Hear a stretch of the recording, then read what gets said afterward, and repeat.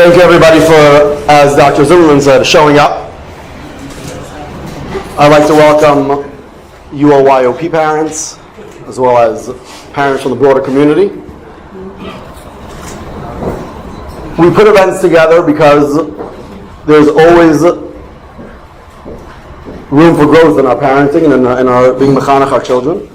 I'm going to get more into the topic of the evening first. I'd like to welcome up our Executive Director, Rabbi Rubinson, to share some words from the Rabbi.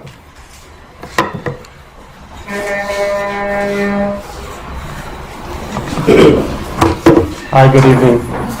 There's one of the hand-picked Hayom that the Rebbe put together, which I think is very much connected to many topics, but especially to this topic as well. And it's the Hayom of Chav Zayin Tishrei, a little bit after Sukkot. I'm going to read it in the original text, and then I'll give a general translation. It says, Chav Zayin Tishrei, Torah v'Mitzvos, Makifes es Chayi Adam miyoyim Bichoy mibeten imoy adeis pkudasoi, Uma'amidas oisei v'kern oira, B'seichel bariu v'kinin midas nailas, V'anhogis eshareis loirak benodam lamokim, Elogam benodam lachaveiroi, Ki amisnaig al piatir v'oidois chazal u'chaim me'usharim begeshem u'veruach. Just a general translation, the Rebbe writes that Torah mitzvahs surrounds a human being, a Yid, from the time of birth until time to move on from this world, and he puts him into a place of light, in a healthy mind, acquire good midas, not just midas nailis, and proper midas, benadam lamokim, benadam lachaver, between Hashem and a human being, and between humans to each other. And as the Rebbe concludes in the Hayom, somebody who behaves according to the Torah and the instruction of Chazal will have a life of meusharim, happy life, begashus uberuchnius.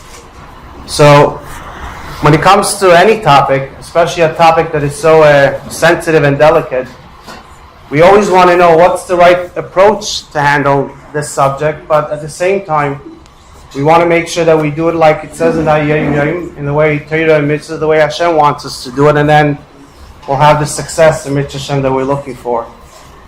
From when we were discussing this subject and topic that there's a need to bring somebody, it's going on for even before this year. And the best person that we can think of was Dr. Zimmerman. From everything that we heard about him, he has a very unique balance between understanding the subject from a human perspective and just having a clarity in it, and at the same time knowing how to present it the way the Eibush and Torah Mitzvahs would like us to. So that's going to be for this evening. Right before I go back to my seat and we'll let the program continue, I just want to, nothing happens without preparation and hard work. I do want to thank Rabbi Lifshitz and our entire staff for putting it together. Thank you. Thank you for all the parents that have come. It's a big deal. The biggest encouragement that we have to continue doing it is by having people come and participate. And an additional thank you if you brought somebody along with you. That's even an additional thank you. As the Rebbe taught us, if there's anything that we have good, then somebody can benefit from it. Bring him along and have them enjoy that as well. All the best.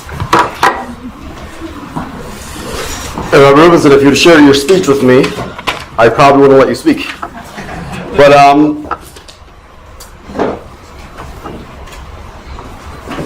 picture this. A teacher walks into his classroom and a kid has a shoebox filled with candies. And he's running a marketplace. Everyone's around him, and he's shouting out the prices for all of his candies. The Rebbe walks into this scene. There's no selling in school. If you thought inflation was bad, wait till you see what a first grader pays for a bag of chips. It's a lot of money. The Rebbe has no idea what to do.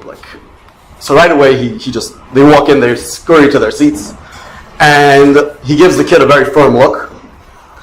And the kid right away hides everything away, puts it in his backpack. The whole lesson, the Rebbe's distracted. He has no idea how he's going to address this problem that just happened. During the lesson, he walks over to the student, he whispers in his ear, he says, "Please stay here, Barisas, I want to speak to you."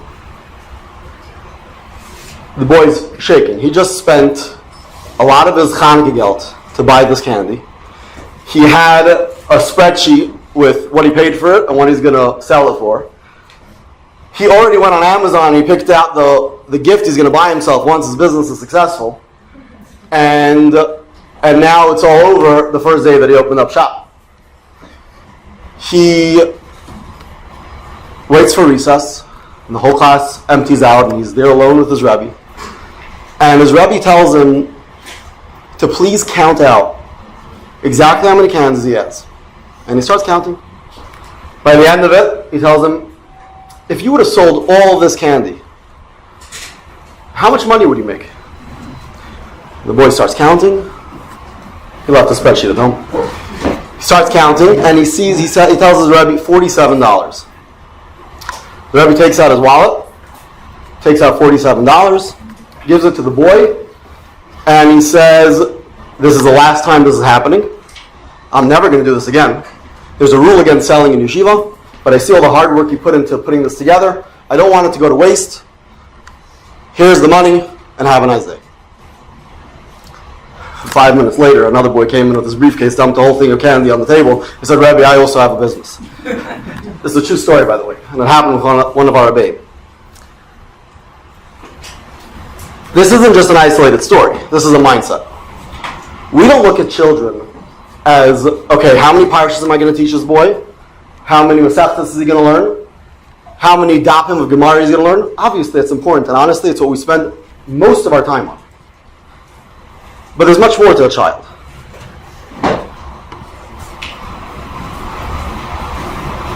One of the areas that sets our school apart is our incredible parent body. 3 years ago, it was the parents actually sitting in this audience that reached out to me and asked me that there is a need for this topic of Kedusha to be discussed in the community. At the time, we hired Rabbi Sternberg. This is right at the time that Dr. Zimmerman put out his book. The event was a smashing success. It was fathers only, and it was a full house. And the feedback we got was incredible. When the opportunity to bring Dr. Zimmerman arose, the obvious question was, is this a topic that a yeshiva should be hosting? I don't think any yeshiva has hosted such a topic before. But again, it's another part of our mindset. Our mindset is not to ask if this is a good idea. Our mindset is to ask, how can we make this happen? We ask the proper people, obviously, because everything that we do the right way. And let me just put it in the words of Dr. Tversky, and you could see it in the foreword of the book. Parents, Rosh Yeshiva, Rabbanim, you are the only ones who can save our young men. And that's really what this topic is about. There's a big problem in the world. Boys not having direction. Actually, this morning in Shul, someone came over to me, very animated. For those in the back, there are chairs. There are folding chairs. You could open up chairs. What was that? And there's a few empty chairs in the front.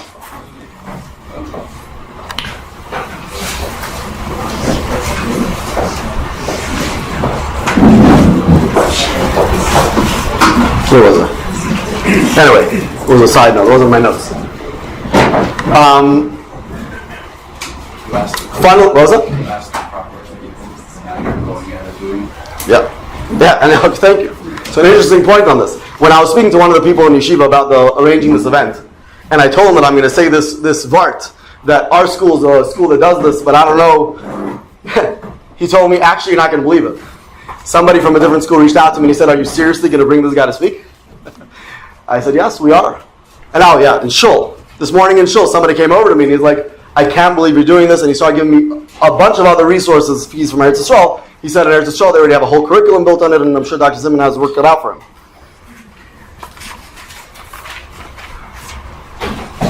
Although I could imagine that in a year or two, a lot of other schools will be hosting such events. But by then, we'll be on to the next thing. I want to get back to point of parents again, because something happened just this week, actually just yesterday, that really more drove this home. We're in the middle of planning for Hanukkah and V'sayim, and a mother reached out to me and didn't just tell me, Rabbi Lifshitz, we should do a mitzvah thing. She rolled up her sleeves, she went online, she told me, Rabbi Lifshitz, we should do a mitzvah thing, we should hire from this company. I saw this is cheaper than the mitzvah thing office. We could make our own signs, we could get our own speaker, and we have it forever. And also, I'm going to cover a quarter of the price, or a third of the price. That's the kind of parents that we have in this room. Parents that think outside the lines, that draw outside the box. Also, we are joined today by our Rebbes. I want a huge shout out to our Rebbes, if we give them a round of applause. Ultimately, it's our Rebbes who represent who we are. They're on the front lines, and they are there to see and realize our vision. Dr. Zimmerman is a trailblazer in his own right. Just by the amount of askamas that he has in his book, I can imagine he was nervous putting it out. I'm very happy to have him here today, and I'd like to introduce him. Please, Dr. Zimmerman.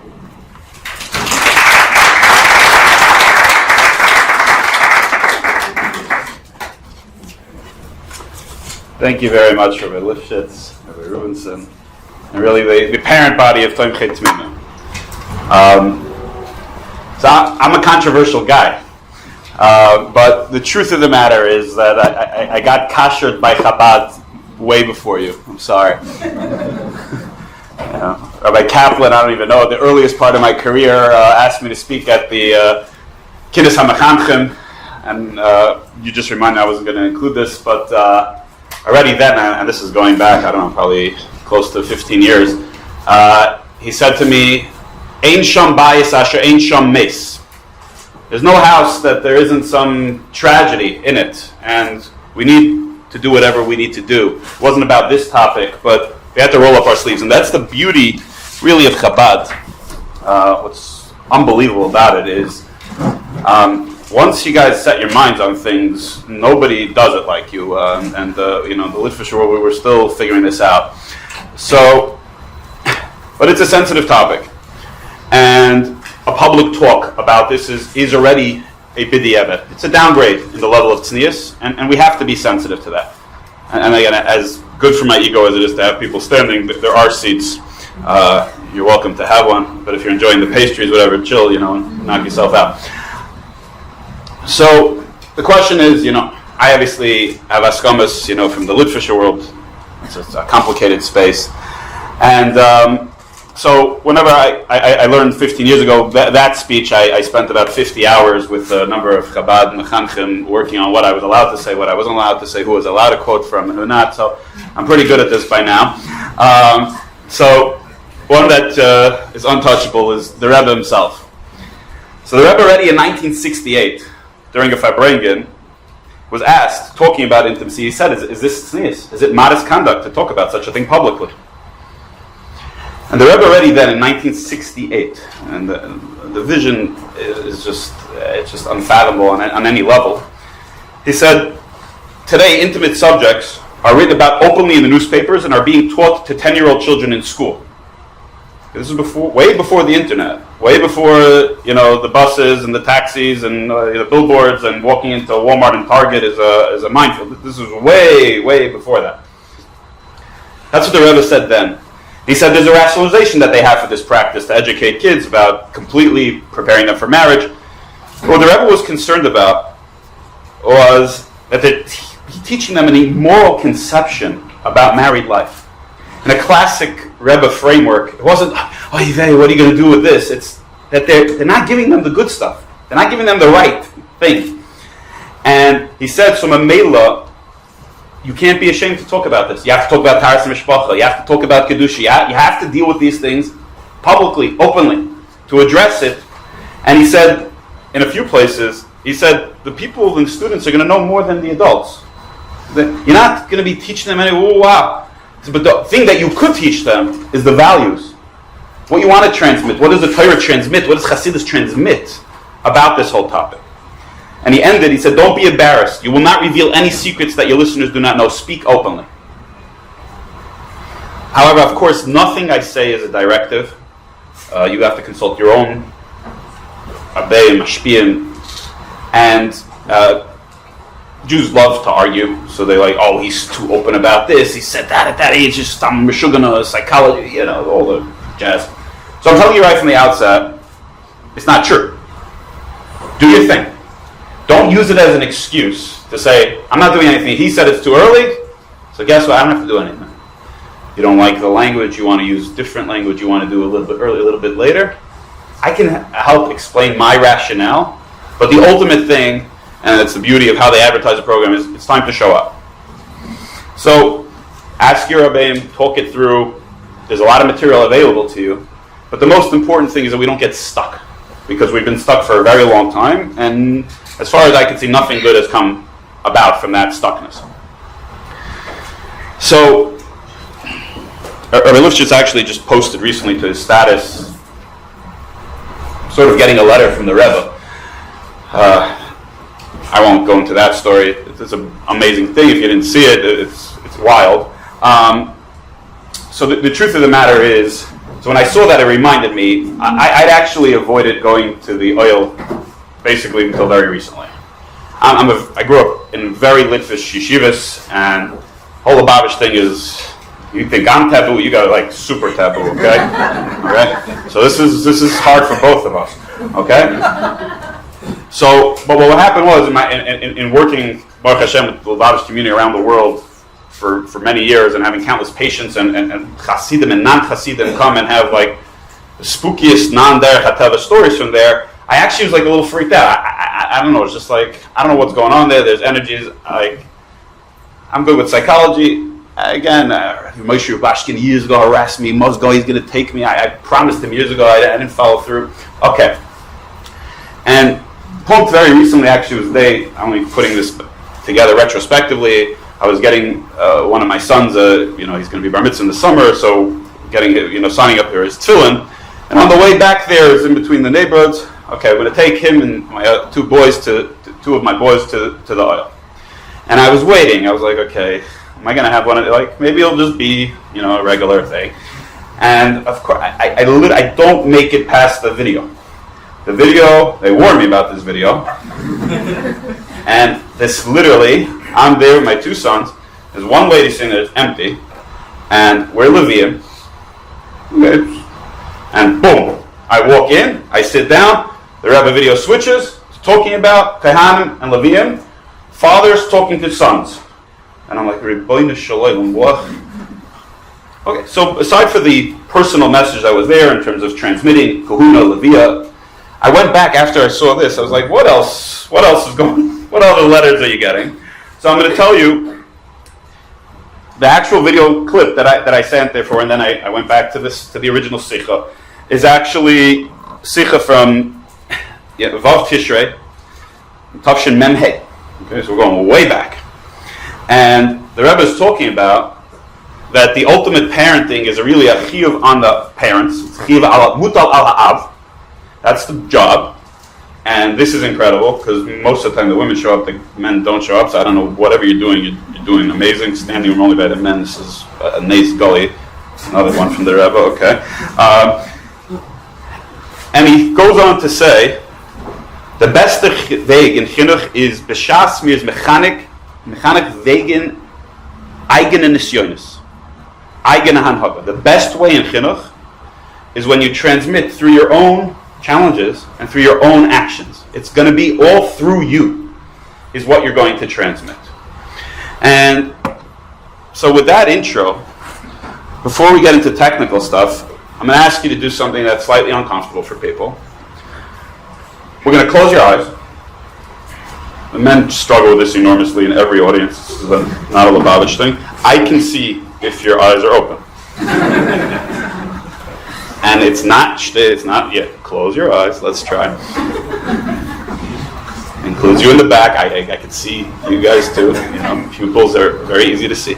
Keep them closed. And I'd like you to just go back to your memory banks to the first time you had any exposure whatsoever to something you sensed was a mature topic, the adult topic, something you didn't really know about, but you had some sense that, that wasn't so kosher, wasn't so tznius, it wasn't so right. The first exposure whether that was visual, it was something else, it was an experience. The first, at your earliest memory of this whole sugya whatsoever.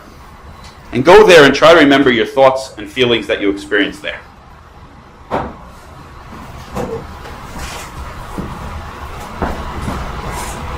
Okay, keep your eyes closed and try to really get in touch with what that was like.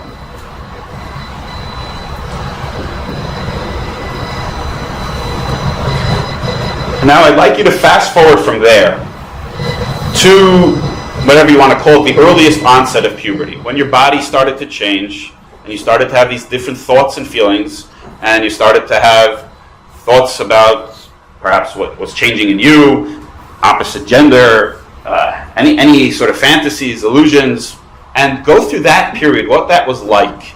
How did you feel about yourself? How did you feel about your bodies? How did you feel about your ruchnius, how Hasidus you were, and who you were able to talk to? And just try to really go back into that space.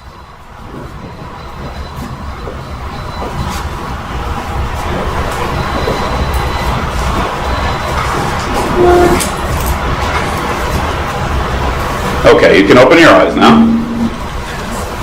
Would anyone like to share what that experience was like for them? It always gets the nervous giggles. Any really brave Lubavitcher? Come on. It's an amazing thing how quickly I can silence a room with this. Okay, so if there's no nachsha in here, we got one. Go ahead, out loud. Well, I wasn't raised as a Lubavitcher, so it's a little bit different. Okay. But I remember even like as kids, kids used to sometimes steal a magazine or something like that. So that's kind of the first. Kids what? Kids sometimes would have a magazine that they would bring to school or something like that. Okay. And what were the feelings around that? I don't remember the feeling necessarily, but you knew it was something that you're not necessarily supposed to be looking at. It's kind of obvious, Okay. Anybody else willing to go ahead? I remember being exposed to something from just knowing who had this. I actually felt this as a kid. Okay. Anybody else? Okay, so we're going to do it this way. Anybody who felt pretty decent about their bodies, their thoughts, their feelings, and their ruchnius, in that kufa, raise your hand. Felt good. You felt good. Did you grow up not religious? The only people who raise their hands grew up not religious. No, I grew up. I'm saying, so that's a nace. So, just so you have this, I've done this. It's not working. Sorry. We hear you. I'm good. Okay. So, I've done this with literally at this point thousands, even Chabad Australia, and the demographics are always the same. Basically 99.9% of the population had some sort of not so great experience, a difficult experience. There's an occasional, in all of my ask, literally thousands of people, less than 5 people have raised their hand. So before we talk about 2024 and the internet and pornography and all this stuff, what are we dealing with, if we're honest? Shame. But what we're also dealing with is a pretty bizarre thing, right? You all had reasonably regular chinuch, right? And yet everybody's uncomfortable. And did anybody's parents tell them, do not come speak to us about this? Verbally? I mean, someone told me information. I asked my mother. She said we don't talk about it. And that was the end of that. But even without that, right? How many got the memo somehow? This is a no-fly zone. Read the book. But that book was about something else. Yes. Okay, whatever that book was, the purple one or whatever with the flower. Yeah. Well, she got famous recently with transgenderism, but weird career switch. But even that was perforce because they tried that mahalach with the girls for a number of years, and then enough girls thought that they were dying in the toilet or the shower, screaming for Hatzalah, that we realized this is probably not a good idea. So they switched that, but they said anything, so that one we're forced to prepare them, but anything that we're not absolutely forced, where otherwise somebody's going to think that they're dying, we'll leave it so that it's like this. It's a very, very strange phenomenon. One that I don't really fully understand historically what happened. I'm not much of a historian, but something got lost somewhere big time. And we could talk about that. So the reason I bring this up is because people start to get defensive. You're making a change, you're not making a change. And I want to highlight that this issue precedes anything to do with the internet and what's going on in society today. It's just compounded exponentially. So in our days, somebody had to go to get a magazine to Yeshiva, right? You had to be so full of gall, right? You had to go to a goy shetiyamo, go in there, the guy looking at you, get it in a paper bag, bring it back to Yeshiva. The odds of you getting thrown out on your head were astronomical. Right, so you tried the biology books that they were blocking out and the encyclopedia or whatever magazine or catalogs, whatever you could possibly get your hand on. You got the information, but the rest of it was relatively benign.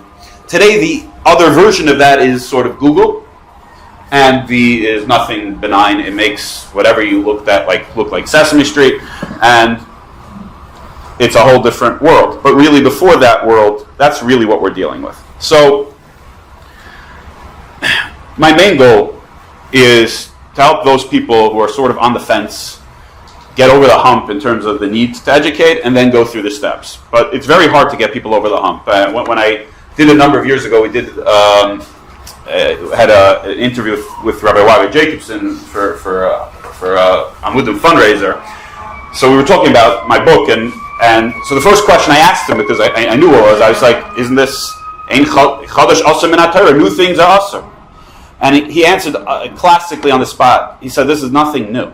And he said, if we don't address this, we're not transmitting any Messiah, it's going all downhill. This is the only way to perpetuate our Messiah of Kedusha, of Chassidus, is to get up and deal with things proactively. And if there's any community in the Jewish world that hates playing defense and wants to be on offense and isn't afraid because something that's giving out doesn't absorb, that is 100% Chabad. So, I'm not even going to take you, because you're in elementary school and I get calls now all the time that the first time kids are exposed or what's happening and when the jokes or when the end of it is coming into class, what grades are you starting to already deal with that? Doesn't happen at your school. I've seen that before. You need a lot more events. Those are the places that worry me, the places that pretend that doesn't happen. The place, I'll talk about, LA Torah, we'll say. They're having it already in first grade, okay? So this is the reality on the ground. So it's coming up, whether it's on the bus, it's one kid in the class, it's some level of exposure, it's walking in a store, it's kids assigning homework to each other, like go figure out what these terms mean. It's kids stumbling into pornography. It's kids using this information as, if you want to groom a kid into this kind of touch, the best thing you could offer is, hey, you know what this is about, and you start talking to them. So that was one step, was sort of the lack of education. The truth of the matter was that wasn't really why I wrote the book. Book story is a strange story, but not for now. But because there were some materials out there, some of them were made for 7th grade Rabbi and this, that, and that. I thought they were decent. What I kept finding was that the interventions. So a kid saw something, it came to the Rebbe's attention, it came to the Mashpia. What do? Oh, that was interesting territory. That was like the Wild West, right? So, to credit to Chabad, they don't usually do fire and brimstone. The Litvish are much better at that. So, in the Litvish world, you can get, that's the one place that they use Zoyar, is for this. Otherwise they don't touch the Zoyar, but for this stuff, Kabbalistic inyanim are flying, and that goes out the window. The other extreme was all the do-gooders who really wanted to help. So, think about, a girl who's chatty during class, a boy who's being Mevatel Torah. He comes late to Shacharis. They're not doing their homework so much. They're speaking Lashon Hara. They get angry at each other. They're catty. They're bullying. They even make Chil Hashem on, Eastern Parkway or something. How many of them get special learning sessions? We're going to have a Chavrusa Shav. None of those things get you a special learning session, right? How about, every time you Mevatel Torah or you speak Lashon Hara, you're going to come tell me and we're going to give you a reward if you hold out. All these things only happen regarding these areas. So implicitly, while we're trying to wink, make it normal and be mechazik, we're constantly communicating, this is a whole different thing that needs a whole different intervention. And that really bothered me because I saw that was actually well-intentioned people were actually creating a bigger and bigger and bigger problem. So that's really the second half of the book. The first part of the book is really, the basic bullet points. The second half is, how do you deal with struggle? How do we include nisyonis? And so that's the whole goal of this. So if we go back to a Torah basis, why on earth do we need this education? The first thing is, Rabbi Lifshitz might stay later to explain this Gemara to you. I'll just introduce it. But famously, Rav Kahana went under his Rebbe's bed. And he was waiting for the husband and wife to get together. And the Rebbe hears somebody rustling under the bed. Finally says, well, what's going on there? And he says, Kahana, what on earth are you doing down there? And he famously says, Torah hi v'lilmaid ani tzarech. That too is Torah, and I need to learn. And his Rebbe didn't say, you sick perverts, you get out of here. He said, that's already too far in how you learn. Yeah, you gotta chill with your Slavas. But fundamentally, even that, it's Torah hi v'lilmaid ani tzarech. There is no part of this that isn't Torah-based. And what's fascinating for me, and this is where I think things change, we all of a sudden have this idea that, what is it? Oh, Tmimim. If you ask her, what is it? Tamim? They know nothing. They're not exposed. They're ignorant. As far as I know, Torah doesn't have this banner. Wow, you're a big Amoritz. You're ignorant? Shh. Amazing. But these struggles are actually not new. And what changed was, I think it used to be that a kid learned how to teach Chumash Rashi. And he would go. And the Torah is very open in its sneeze way, but it's very, very open. But the people didn't get firm recently. Already in the Tzemach Tzedek's time, they wrote to the Tzemach Tzedek, you can't tell exactly what the question, but seemingly from the answer, the question was basically, maybe we should skip parts of the Chumash. There's a lot in Chumash that's, not PG, so maybe we should skip it. And it seems from there, they even felt that maybe let's make a few pamphlets where we'll reassemble, we'll put together kosher Torah pamphlets. And the Tzemach Tzedek's response is mind-boggling. He says, Eich yala b'libeinu. How could you have the audacity in your heart to even arise that you're going to be firmer than the Torah, that you're going to say any word in the Torah is not appropriate, not to be taught? He goes to town on this. And he says that every single word given over to Moshe Rabbeinu has absolute kedusha, and for a human being to think he's going to be frumer than or edit the Torah, chas v'sholom, such a thing. And he goes, and it's an amazing rayas. He proves that it had to be for the general populace, because we learned Unklis is in the Chumash. Unklis was to translate for people who knew nothing. They're unlearned people, and he said Unklis didn't skip or blank out parts. He goes on, and he basically says that what is the mandate, the halachic mandate to teach Torah, is to teach every pasuk, and he says learn it with them. Psukim, Chumash, Rashi. And the truth of the matter is, if we followed the Tzemach Tzedek's advice, I don't think there would be a need for boys to men. First half of the book, for sure not. Because if you learn the Torah and you do it like the way Chumash, Rashi, it's all there. So again, it's unclear where this changed. And certainly that's at the earliest stages of Chumash Rashi. We teach the boys, start to learn Mishnayos, Gemaras. The Torah is full of this. Just taught al pi derech haTorah. So the saddest thing for me in all this is precisely after infancy. When do our kids need us the most? When would you say kids are going to struggle the most? Teenage years. And what do? Sayonara. I'm going to walk you down to the chuppah. It's going to be awesome. See you in a couple. All right, we literally bounce. We just abdicate our responsibility entirely when they need us the most, which is so paradoxical because we're sitting here killing ourselves. We're working who knows how many jobs. We're bending over backwards. We have larger shpachas. We're spending fortunes. And we know in our heart of hearts that this is when they need us the most. But because nobody did it with us, and it wasn't so clear, and it isn't so explicit, it just, mum is the word, everybody basically struggling at different levels. And we're just hoping, I don't know, I survived, I'm okay, and let's, copy paste, see what happens. So I really don't think that has to stay. And I think that's what I really would like to change, is that instead of, okay, you're on, I'll walk you down to the chuppah, we want to walk you to the chuppah. Hold your hand along the journey, particularly when it's going to be most difficult, and particularly when I've lived it, and particularly like the Rebbe said, we know from our nisyonis that that's going to be rough. We know that our bodies are going to change, our mind's going to change, our hearts are this, our whole confusion. We know we're going to have struggles, we know we're going to have falls, we know we're going to have setbacks. And we say, no, we talk about that all the time. That's all of Chassidus. It's about the feelers and falling and this and that.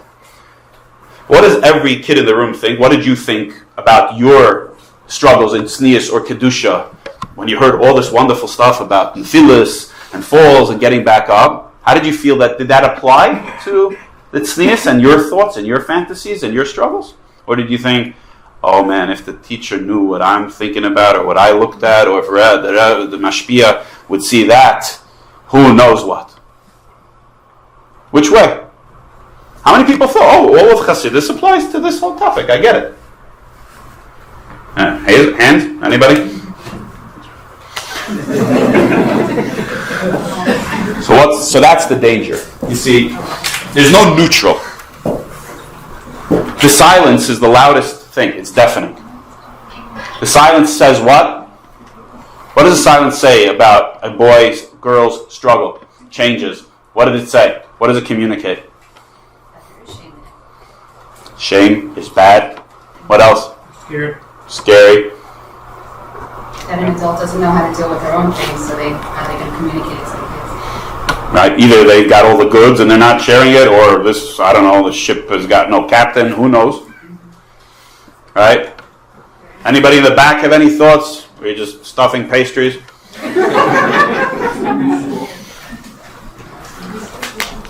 Things were good back there? Yeah, I got the knowing nod. Yeah. So, really one of the fundamental things is that naturally, because our thoughts, our fantasies are all in our own head, right? Nobody ever came to me, referred by his principal, his Rebbe, his Mora, Mechaneches, because they spoke Lashon Hara. Or they spoke Chazal talk, when you say talk during Chazal Shashatz, Chazal bring down, it's Godol Avonim Nesoy. Your sin is greater than you could bear. That's the Lashon that Cain used after he killed his brother. In all of my years, and I deal with a lot of cases, nobody ever called to me, I speak during Chazal Shashatz, I'm going out of my box. Never happened. Chil Hashem, the worst Aveir possible. No kid ever came to me. We went on a Chalamoy trip, and they were going there, and we made such a ruckus. The Goyim were cursing out the Jews. Nobody ever came to me like that. Why? This I could have a whole day, just dedicate all day. The phone doesn't stop. Okay. Do you speak to people from Australia? Yeah, I guess so. Okay. It's like 14-hour difference, but it's what it is. But, right? Why? This is in a separate domain completely. And really the whole goal of all of this is just to put this back under the whole umbrella of Torah and Chassidus and healthy transmission of Chinuch back in it. Shouldn't be this separate, isolated thing. And the tragic irony of this is that the vast majority of the real Chassidish Svarim were all written to address this. That's the irony. The Litvaks were hating themselves. And Yiddishkeit was miserable. And they said, the Chassidim came and said, gotta restore the people. And now, fast forward, but that's on doing mitzvah, and that's on being chazek, but to talk about this stuff, so the silence speaks volumes, and we need to end that. And I'll quote just one Litvisher source. It's too good not to quote. I'm sorry. 1982, Rabbi Shloimie Zimmerman was one of the lead mashgichim in Eretz Yisrael. 1982. He was smart where he wrote this. He wrote this in an Israeli medical journal. It was Sanzlani out of the Kloisenberger Rebbe established Sanzlani out of hospital. So there, the Gedolim wrote articles to train medical professionals and staff. So there's amazing article. So he didn't put it in the regular Sfarim. He also didn't want to get put in Cheir. It's not so pleasant to spend 2 years of your life trying to get Askamas and so whatever. We can talk about my trauma later. But Revolba wrote in 1982 about boys struggling with masturbation. Okay, Roiv Rubam Shel Tzeirim Nishalim Bezeh. The overwhelming majority of our youth are falling in this. The Einam Yecholim Leizgaber Al Zeh, and they can't overcome it. B'shum Oifen, in almost any way. So I wrote that myself. Okay, heretic. 1982, before the internet, in Eretz Yisrael. So again, this is not new. And what's amazing is Litvish, Hasidish, Chabad, other Hasidus, you don't usually see the same things. If you read the letters, and I have like 100 pages of Mar Makomis, what's amazing is if you read the letters from Gedolim in the last 50, 100 years, you'll see amazing consistency about how you deal with this stuff. No shame. Pick yourself up. Don't be busy with it. The Rebbe has exquisite way of, like, don't even fight to not think, because that's not what he called Hesach Hadas, not distraction. You're fighting. Just get yourself out of it. Be positive. You'll see this across the board. Okay? From Rashach to the Rebbe. Very few things that you will line up and be like, what? This is one of the only areas. And the paradox is, all the Gedolim were on the same page, but somehow in the Lemaisa, in the people, we're not giving that information until they plot. Once a guy's already an addict, he's broken, he tells his Rebbe, the girl's already, she has her skirt up to here, she's falling apart, then we give them chizuk. Till then, nothing doing. You have to be a Chassidish girl. This is how we do. This is what we do. You're a Bas Melech. What's your association to Bas Melech? Be honest for a second. The bar. Right? Because what do? You're Bas Melech, you're Bas Melech, you're Bas Melech. What does that mean? You can't wear this, you can't wear that, you can't do this, you can't do this, you can't do this. 14,000 rules. So we say, do me a favor, take your Malchus and leave it over there. Get me out of this, princess status. And Baruch Hashem, actually, that initial quote about the Farbrengen comes from a Lubavitch book that's is trying to revamp the whole Tznius education. So things are shifting, but we have to be honest. I think that's the first step, is that we haven't been honest with ourselves, and we certainly haven't been honest with the kids. So the basic goal. What are we trying to do? What time do I have to? I need to go all night. I'm going to be like a sikha. Be here for like 5 hours. Okay. So, we want to be proactive. You want to provide the correct information. Chabad 101, offense versus defense. Right? Tell them how, right? Why should they get the values from the street and then have to undo it? Why should they get misinformation from a kid at the back of the bus and then you're trying to correct it? Why should they have experienced who knows what? And then you say, oh, no, really, that's not how it's supposed to be. So we have to deal with the shame and guilt that's very natural to this. It's associated with sexuality. And there's unhealthy aspects to them. There's healthy aspects. Adam and Chava didn't do a sexual aver, but the first emotion listed in Torah is busha. When they felt all of a sudden I could pursue just my animalistic drive after eating the Eitz Hadas, they covered themselves up. That's a certain innate part of the human. That's deeply an aspect of our holiness. But there are other messages that if my parents can talk about, nobody can talk about it, that means something is very toxic here. You want to create a positive view of their bodies, their thoughts, their challenges. What values do we want to impart? And has anyone here ever heard of somebody who was educated by a remotely stable adult in a healthy, age-appropriate manner that had a problem because of that? How many of you have heard about kids who had no education and got into all sorts of trouble because of that? Yeah.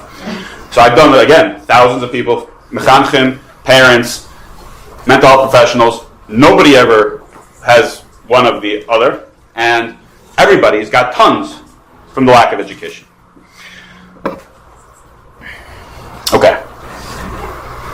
this is why it was great what you clipped from one of those podcasts in terms of the little trailer. I never had that trailer for my talk. It made me feel awesome. What I say is the most important thing is not the content, it's the connection. It's not the content, it's the connection. Show up. So, and really, this was especially because of your letter. So I actually looked up about Tomchei Tmimim. And it was very, very interesting. The Rebbe in the 15th, so Tomchei Tmimim, the original Tomchei Tmimim was founded on the 15th of Elul. Many, many, many years later, in 1991, which was the end. The Rebbe, all of a sudden, at the end of that night, he said he wanted to give a sikha. And his basic message, which he had given before, was a mandated shlichus to every parent in their private house has to become a place. He says, a bias shal gemilas chasodim, a bias of Torah, a bias of tefillah, but not enough. He said that the real shlichus that he was giving over was that each house has to become an extension of Tomchei Tmimim. What do you mean? How's a Tomchei Tmimim? It's got to be the bias. And this is really, talk about a letter, this is the whole kiyum. That the Tomchei Tmimim and the parents of Tomchei Tmimim we have a Yeshiva Tomchei Tmimim, and we have each house. And that's where you're going to have that real unity and real kiyum of the shlichus, is when the parents step up and do this, because this is really predominantly a Mesorah Av Labein and Aim Labas. This has to be given over in the proper way. And then the Yeshivas, they follow the Tzemach, the other things, they can do all the other good chinuch that they do. But that's the real partnership. So, okay. So now comes the hard part. Anybody not convinced that we need to educate kids? Everybody's good? Okay. So then, now what arises for you? How? When? How? When? Okay. So, what are the biggest obstacles you face in terms of this? Not knowing if they're ready to hear, to learn. And what's the fear if they're not ready? What might happen? They'll freak out. Okay. Any other concerns? What do we tell them? Okay. And let's say you were to use some of your... Okay, we'll go there. I won't check with too many of you. So, most people are afraid. Will it be too early? It'll be too much. They'll get overwhelmed. Will it encourage acting out? Will they be more curious? All good stuff. I won't go through all the stuff. I'm up here already for a while. So, the research demonstrates very clearly that talking to kids and educating them only helps delay things, inform them properly. It creates the openness. Data, but don't feel bad, because even amongst the secular world, where they might sit and watch an R-rated movie with their kids, they won't talk to them about this. It's very hard. Certain discomfort. It takes a certain just courage and getting over the hump to do it. So, but it's very clear. The other piece is that people are afraid of the information. Somehow nobody told you, and you all went through puberty. Puberty is not based on information. Hashem made puberty in the Bria. You go through it when Hashem sets your biological clock in motion. Whether you had the information or didn't have the information has no shaykhs. So people think, oh my gosh, they're going to know this, and all of a sudden they're going to go buck wild. So, Baruch Hashem, I've done this with 1,000 people. We sold many, many, many books. And I thankfully, and I hope it doesn't happen yet, nobody called me up. Dr. Zimmerman, we spoke to our kids, and now the whole place is buck wild. Everybody's still doing who knows what. The whole thing is really, it's a boogeyman. I'm telling you, it's a boogeyman. There's nothing going on. But people are terrified about this. And one of the reasons they're terrified is because, as we saw before, when I asked you what your own feelings about it are, see how that room changes? See how the energy, like literally like this? It's not coming from us. It's the culture that makes it shameful. Who's the culture? See, I do this for a living. It's not fair. The culture, the system, the meisters, they're all you and me, just in bigger numbers. So you're the culture. We don't like that. We like the culture. we're the culture. And unless we do something to change it, it's going to be the culture.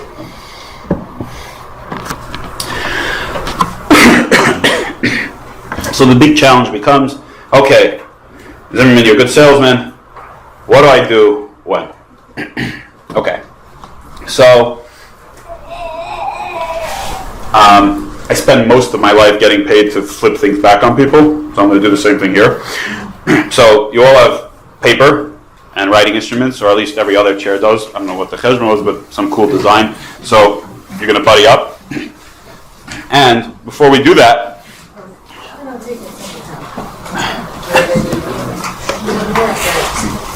I'm going to pass a few more out.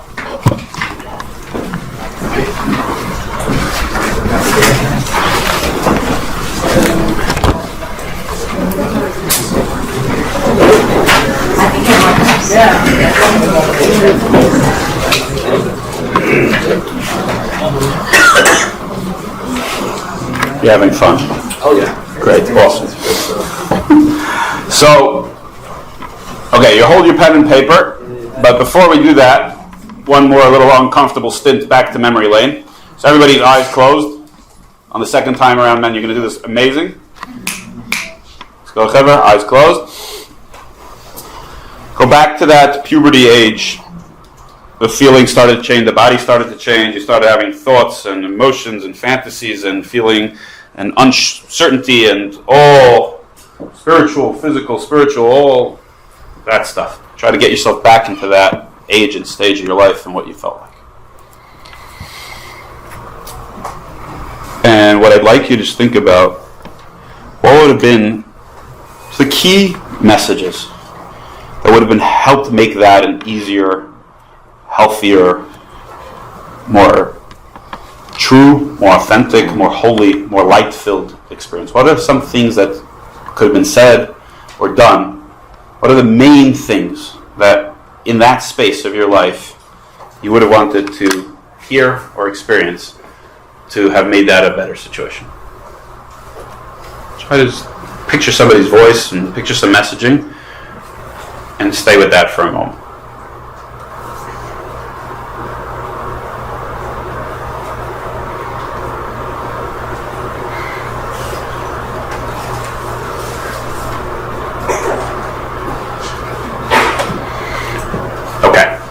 So now I'd like you to take your pen and jot down the basic 3 to 5 key points, like just basic message. Don't write a whole, essay. What are the main points or area, topics you would have wanted addressed, or the messages you would have wanted to hear that would have made that a much better experience for you?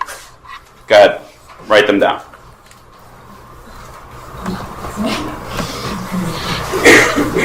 So 3 to 5 big bullet point messages. What would have helped your experience have been better?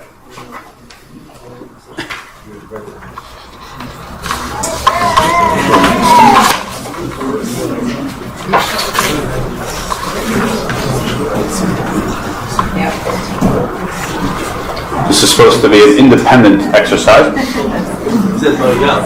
Oh. For those of you who don't have, you could schmooze. Yeah. Okay, actually write something down. It's unbelievable. The adults, they love when kids follow directions. I cannot get adults to follow directions. Mama show, hella dick thing.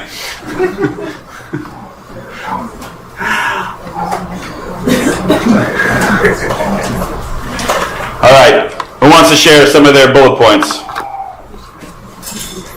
Go ahead, please. Just aloud. Okay. Just to know that this is like normal and natural. That you or I'm a child of God, and that this is exactly the right time for this to be happening, and letting them know that the curiosity and this is precisely supposed to happen now at this time. Okay. Anybody else? Somebody, male from the back. Try. Talking about the change. You what? Talking about change.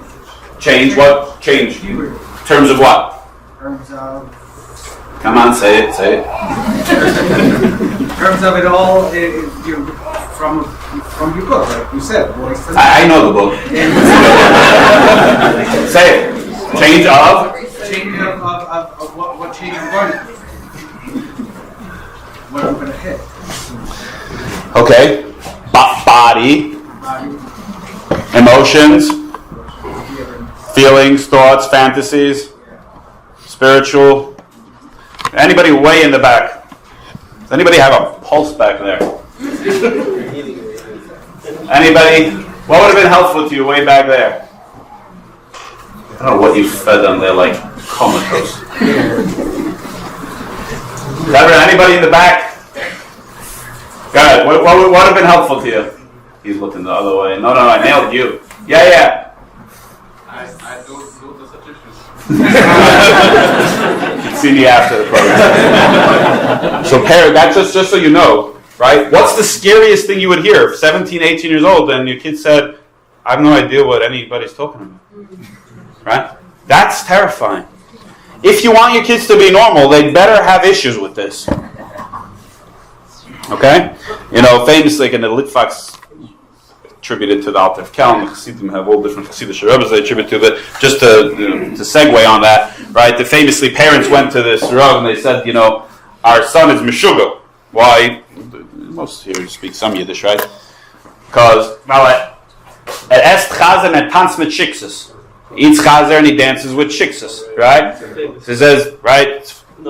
That's is normal. Of a gegessen shiksus and getanzt mit chazer, that was a meshuggah. If you dance with the pigs and you eat the shiksus, then you got abnormal issues. This is perfectly normal. Somebody read the book. Oh, good, excellent. So, anybody else? What else? What are some key messages? I know that they're so eager. You're married to these people. Okay, we're trying. You're going to say they want them to communicate more. Somebody's trying to help you, and you don't let them. Education. Education about the how I'm feeling. What's changing? What's and just being comforted that okay, it's normal. Normal. Go ahead. You're not doing something wrong. Oh, you're not doing something. It's happening to you. You're not doing something wrong. Okay, we're back over here. Go ahead. I have a question. If we're a message I would want to be told is don't shut it down. Don't shut this part of yourself down. It's normal, but practically kids can have teenagers are not allowed to act on any of these feelings. So what other option do they have other than to shut it down? They're being told. They're learning as citizens. They're learning that this is There's no way to express any of this that they're going through and to act anything out in any sort of way. So what are we giving them options? What are the solutions? Chaos. What would have been helpful for you to hear about that? So the message I wanted to hear was don't shut this down. This is real. Lean into it. Feel it. What would have been helpful to you at that point that would have fit within your values of Chassidus? I don't know. That's what I'm hearing. Anybody? What? It's a profound question, but anybody? Go ahead. Huh? Was I way in the back there? Yeah, you. That this is a gift and it's a beautiful thing and it's part of life. And there's just ways of how you mediate it and deal with, work with it that are appropriate for day-to-day life. It's not a bad thing, it's a beautiful thing, but it's a private thing and there's a way to deal with it. Okay, so we'll touch on some of this, but we got any other key messages somebody feels were sort of left out? Come to me anytime to talk to me about it. But if nobody actually opens the door, they just say, no, if you have any problems, I'm your brother. Come. How many come? How many of you went? Depends on the kid. Oh, stop it. How many of you went? All your parents told you if you have any problem, come to open. Not about this. You do the same thing.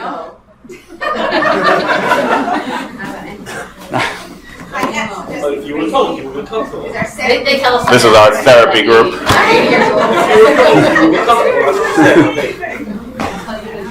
Okay, my point is that not to get into your mother stuff, but it's telling them, come to me with any problem doesn't bridge the gap. You got to open the door. Okay, so let's just go through. So basically, the coolest thing about this is again, I do this around the world. People write the curriculum. It's not rocket science. It really isn't.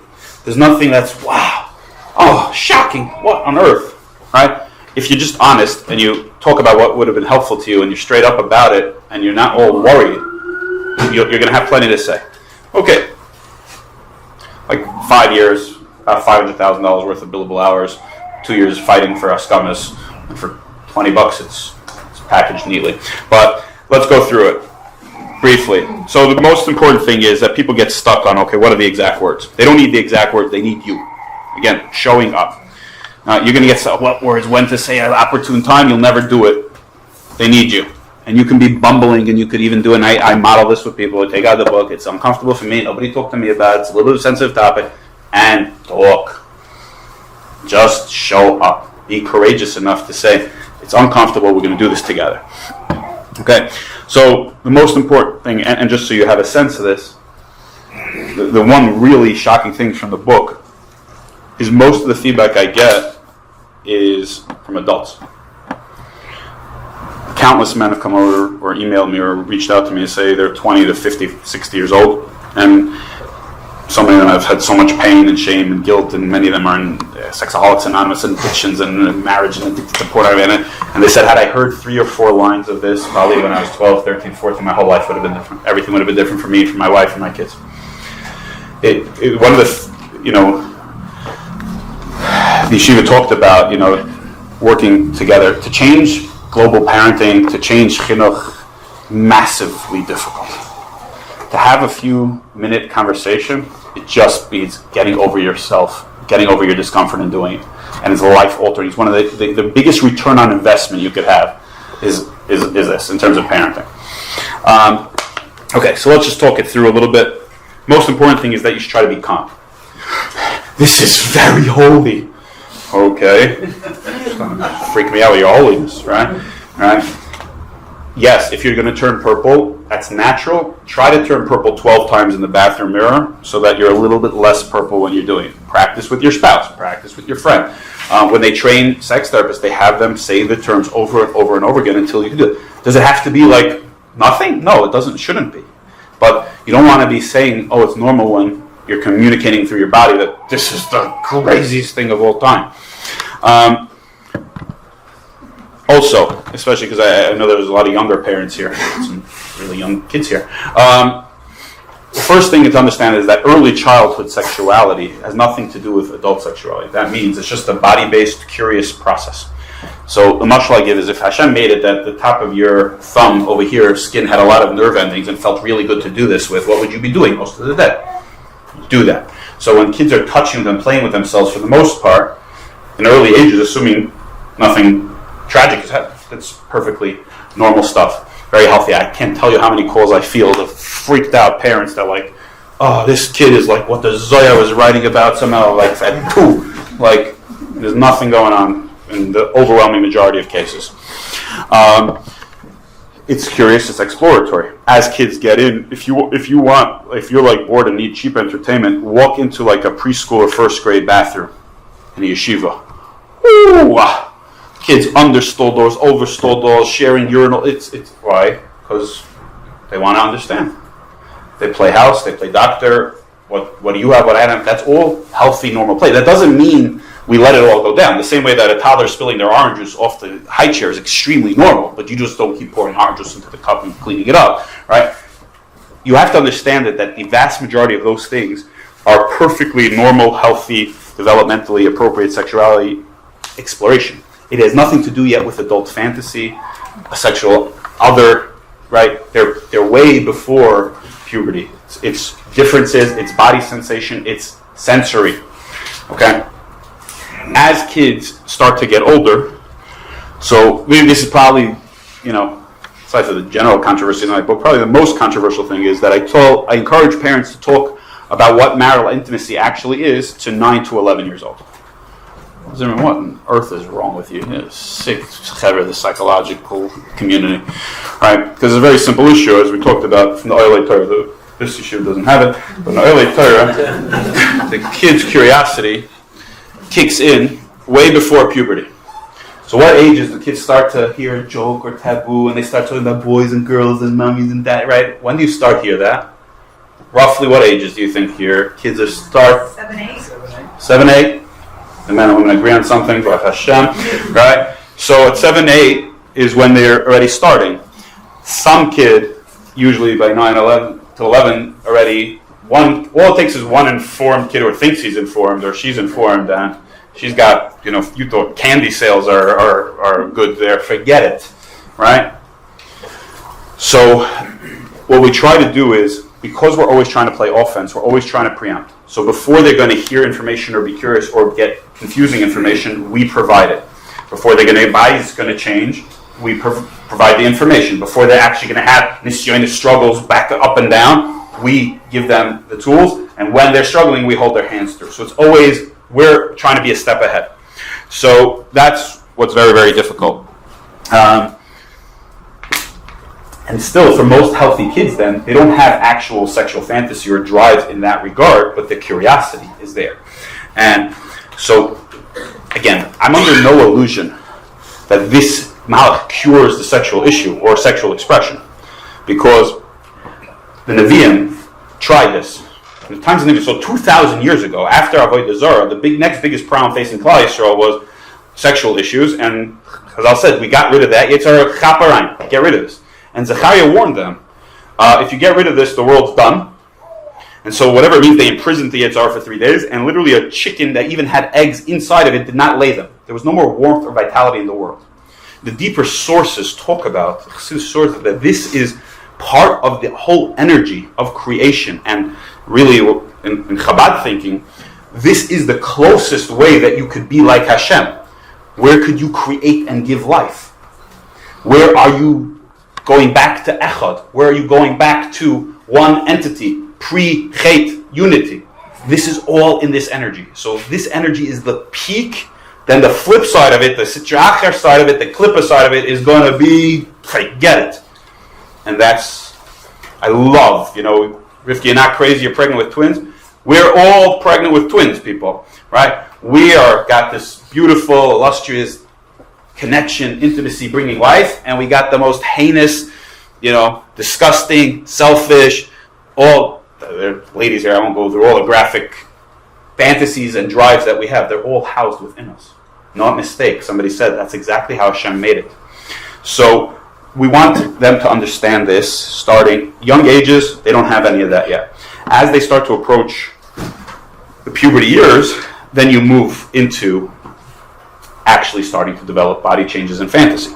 So the Rebbe, remarkably, also way back, he wrote something. I'd like to point out something you're undoubtedly aware of, and that is your son's age. He is in transition from youth to maturity, a time of life that entails considerable strain. During the sensitive period of adolescence, it's particularly important not to do anything that might aggravate the strain. This is particularly true in a country such as this, where even mature adults are prey to forces of negative culture and street influence. It requires much willpower not to succumb. How much more so where a teenager is concerned? In light of the above, it is obviously the sacred duty of every near and dear one, and especially of parents, to do all things possible to promote the teenager's peace of mind and thereby make his struggles easier, and certainly to avoid anything which might weaken his willpower to resist the influence of the street. Sensitivity, the care. This is coming. This was coming 5, 7, 2, 6. Okay, this was early years. Okay, so as they enter, we have to chap, now they're going to deal. So what do? So 9 to 11, we actually teach what marital intimacy is. The hardest paragraph to write. We try to give it al derech haTorah. You want to tweak it to how your lashon words more explicit, less, but you use the lashon haTorah. The only issue with using lashon haTorah is obviously ideal, but if you never speak that way, and all of a sudden you start talking about avarim and this and ois brish kodesh, but no, it's all normal, and all of a sudden you're speaking Mandarin, right? That's a problem. So if you actually use that language, you should definitely teach them that language, it's okay. But if all of a sudden, right, you're thumping, that's not necessarily so healthy. So you have to be honest with yourself and what chinuch you have and what you're providing. But obviously if you could do that, or you could do it even within the learning, it's the easiest place, it's the best place, because it's all Torah. So no matter what language you use, you definitely need to at least teach them also what the secular terms that they're likely to hear. You don't have to use every vulgar street term, but they should know what it means. sex, what it means for a boy, masturbation. They're going to hear these words, right? They need to know at least. You don't have to use that frequently if you're alpi derech HaTorah, but they have to be able to deal. We saw this the same thing with abuse prevention. Kids need to be able. You can't have your body belongs to you, and here you have fingers and toes and elbows, and then you have an area from here to here called your tush. Right? That's real confusing. So, I'm okay. Okay. So, 9 to 11, we teach that. For kids, what you're concerned of, what happens most of the time when you tell kids something that's too sophisticated for them? Or they just go on and they're like playing Legos and like, you're just weird, Mom. I don't know, you're talking strange stuff. Right? We're all hung up on this. The kids are like this. And even as they get older and you're actually telling them the information, so it is strange, and they're like, you do that, that's gross, like, what am I saying? You have to do this before the Shabbos, like this, whatever. And then they're fine, right? It's information. And the earlier it is, and the less it's connected to actual sexual drive, so the more it's abstract information. And then later, as things come on, they're starting to put the pieces together. So it's overwhelmingly this fear. Is it uncomfortable? Are the kids a little confused? Do some of them ask you questions that throw you? Yeah, but that's what kids are for. So if you're not so thrown by that, nothing big happens. Again, we don't sit there and give them a whole chas and kallah because it's not relevant, but we give them the factual information so that when they hear something on the street, it's not like, oh, nobody told me this, or this something. I know this. My parents told me this. This is what Torah teaches me. So as we move from there, then roughly 9 to 12, and the issue is that the puberty years are getting earlier and earlier, and that's why one of the reasons I'm so into parents doing it versus like, this great teacher or Rebbe. One kid's hitting puberty much before, one kid has much more exposure, one kid less. They're where they are in the family. It's not a developmental trajectory if there's one isolated person, and also it's the same kind of message. We're going to have a special educator for this. Everything else Mom and Dad can talk to you about, except this, you go to special class. What does it say?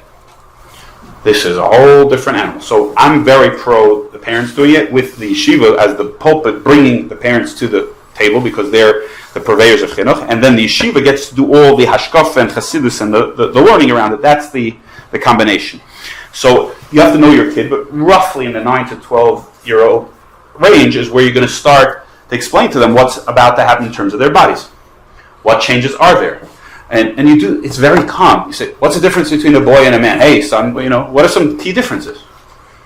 He goes, I don't know, you have beard. Oh, good, beard.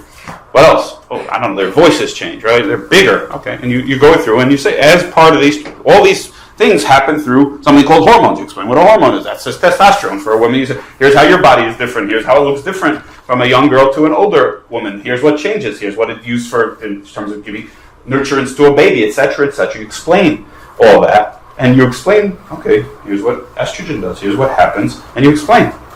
Why on earth are you going to be bleeding? What is that? Right? And you explain, why are there urges? What is going to happen? Right? So you're first doing the body. As you start to see things change, you can explain, now you're going to, boys and girls 10 minutes ago had cooties, and now all of a sudden you're noticing them, and you're starting to notice.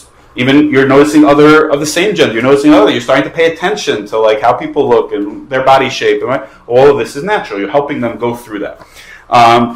So, and again, you're going to address the physical, emotional, and spiritual changes. Then, obviously, how you're going to cope with that. So, for girls, dealing with and again, I'm not going to get too detailed in a co-ed company. You have to deal with obviously the period and menstruation. And then you also have to deal with, girls are going to need to know what does that change have to do with. So if you educated them before about what intimacy is and how you get a child from there, now it's very easy. It's all hooking in, and you're explaining the system. Boys are going to need to have a clue. Or they're getting hair in all these strange places. They're getting more erections. They're having wet dreams, right? How many kids wake up and have no idea? I pissed myself. I didn't piss. I'm stuck. I don't know. Some of them are terrified to tell me. They're giving mommy this thing. Everything's uncomfortable for everybody because, again, it's just this big elephant in the room that, like, it's happening, right? And who knows what they think? And how many of them know that in entire Klal Yisrael's history, as far as we know, that the only two people ever recorded to not have some nefila in that area were Yaakov Avinu and Eliyahu Navi. So that means, yes, your Rebbe and the Rebbe and the Frierdiker, right? Oh, God, I'm sorry. I was doing so well.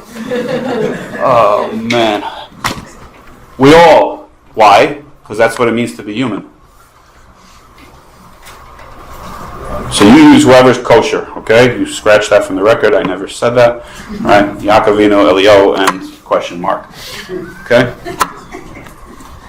You can include a lot of other folks. Right? And when we say Tefillah Zakah, or we read the Arayos Mincha, if we had to pick an Aliyah, what to lane before Ne'ilah and Yom Kippur, we would pick the most glorious moments in the Beis HaMikdash and the Kodesh HaKadoshim. We read the Parsha of Arayos because humans, yeah, you're going to go with the 15 relatives, you're going to go into homosexuality, bestiality, and Nila. Because that's what, if there's anything Chabad Hasidus taught us, it's all about the body, it's all about the lowest sparks, it's all about uplifting drive. So this is where we get to impart these messages. So, again, and now as they get, and again, the biggest thing, normalize, help them understand. Their body changes, their emotional changes, all normal. As they enter puberty, 10 to 13 roughly, they need to know halachas and hashkafa about what's happening to them. About, for boys especially, what are they allowed to touch, not touch, what happens, what could they do? Boys need a lot of preparation to deal with their taivus and the otzah zera, right? How they're going to manage that, right? Girls need an emphasis, everybody needs an emphasis on self-esteem, but the body image, eating disorder, framing of tznius as just, again, the Bas Yisrael rule thing needs a whole different kind of education. In terms of what you said, not shutting it down. So first of all, it's really hard to shut down. Many have tried. Right? You can make a really neurotic person. Ooh, I've seen a lot of those. But it's very hard to shut down. Women, it's like religious women. It's very easy to quote-unquote shut some of the behaviors, but biological clocks don't tend to go to sleep because your tznius education and feelings, this, and if you shut those down, next thing you know, you're in seminary on a bed next to a girl and all sorts of weird things are happening. Okay, let's not, right? It's 2024, it's time we stop this. You can't, right? Chazal say that human emotions are like a spring. You push down, they will push back. So, yes, you can twist that spring and you can create all sorts of convoluted stuff, but you're going to end up with pushback. And so that's really the goal, is how do you develop that you are developing yourself, your femininity, your energy, that you don't have to suppress, but you're containing that and you're developing it so that it will have some expression in its right form. So, yes, if Chabad doesn't do it, if we're like the burqa police and a whole day you can't have any expression of who you are in your body. A whole day everybody's checking you how the skirt is, where the button is, right? So then yes, you're going to have a lot of that. If there's a sense that there's a way to have Hashem made you and to have your uniqueness expressed, but also in a proper way, that's the education. They all harassed me to write the book, from girls on, and it is not my domain. I'm as close to the third rail as I think somebody can be. So you need to understand that. Again, and the same thing, we deal with the drive not by this suppression, but by distraction. Getting involved in positive things. Obviously, Avodas Hashem, learning, davening. The Rebbe talked about helping others, putting your energies, because what we know from the Chazal, that Gemara and much deeper sources, is this is not just a sexual energy. That's why the chickens stop laying, guys. That's why there's no warmth or vitality. This energy is much broader than just physical intimacy. This energy, Chazal tells us, without the Yetzer Hara, nobody would build a house. Nobody would work. This energy isn't just, it's that. So if you help people really direct their energies into unique talents and where they can shine and where they can have expression, and we don't just suppress them, you're not giving full expression to this. There's no easy solution to that. But you're not... Well, you're helping them have a path. And that's really the goal, is a path of least resistance. There's plenty of resistance that's innate, but you're trying to find that course. Happiness. So instead of fighting, we never want to be fighting. You want to try to have as much joy, as much positivity, as much kavana, as much energy, passion in your davening, in your learning, in your fun, in your friendships, in your relationship. And yes, if we're going to have kids sit, in rows and desks for 15 hours a day and not let them do anything, it's going to explode. So we need them moving and going. And again, this is where Chabad is great. Get these teenage boys running around chasing marathon runners while trying to put tefillin on them. That's awesome, right? A way to get at, you need to get stuff out as much as possible. And the simcha, you want to try to be as besimcha as possible. The best antidote for this, because this all stems from really the dark places. These crucial elements that weren't talked about here so much is the health and safety. So sadly, I was very involved in bringing safety kids from California over, and started actually on the East Coast in our neighborhood, and then the 5 towns followed suit. And actually, Chabad was one of the few people after that where we brought safety education. One of the obstacles was we did K through 4th grade. Why? Because then we got to, it was hard enough that, and it was like, okay, nobody can figure out what you're saying. So paradoxically, as all the issues really happen, again, we're silent. The hardest thing we have, Baruch Hashem, we made huge inroads in terms of sexual abuse prevention. So in terms of yeshivas and camps and schools and stuff, we have much, much, much reduced rates of abuse. Where we're still massively struggling is in the family. The overwhelming majority, where we have higher rates even in the secular world, is children. So under 18, touching other kids. They're hormonal, they're uneducated, they're exploding. Who do they have access to? They have a lot of family time. We have big mishpachas, and we emphasize family time a lot. And especially if you're busy mishpacha today, especially if you're in your own shlichus, there's many hours, especially on Shabbos and Yom Tovim, where the kids are doing things. They're touching each other, and it's causing a lot of tsars. So all the education that we do needs to be reviewed, but also now put into context. Oh, this is what you're feeling. This is what other people are feeling. You're going to have, it's not just, the bad person. You're going to have drives to touch.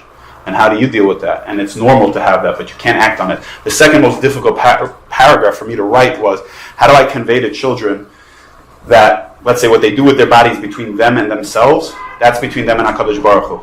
I can't make it mutter, it's serious isurim. But how do I make something categorically different that once you involve somebody else, you're in a whole different thing? Because if a kid just feels, I'm terrible anyway, I do terrible things, I'm not a Bas Yisrael, I'm not a Hasidic girl, I'm not a really, a Hasidic bacher, I'm bad, so then it's all out the window.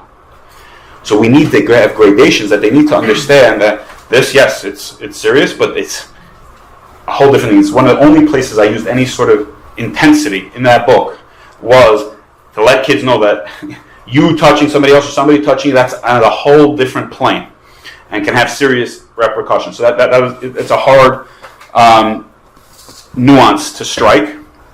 Give me 1 second. Okay, go ahead. It has to do also with teaching consent in general. When kids are playing with each other, like, is this other child, like, are they also enjoying this game? Look at the other person. It has to be safe for both people. Yeah, so there's truth to that, obviously, but it's very complicated.